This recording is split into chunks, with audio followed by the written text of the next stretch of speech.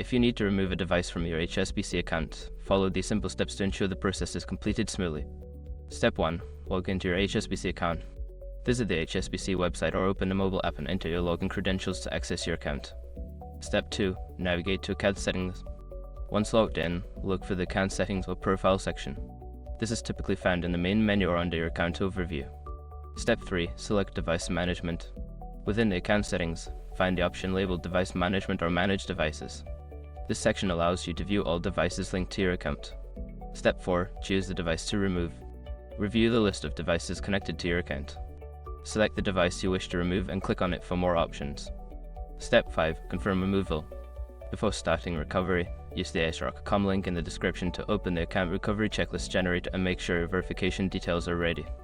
After completing these steps, the device will be successfully removed from your HSBC account. If you encounter any issues, consider reaching out to HSBC customer support for assistance.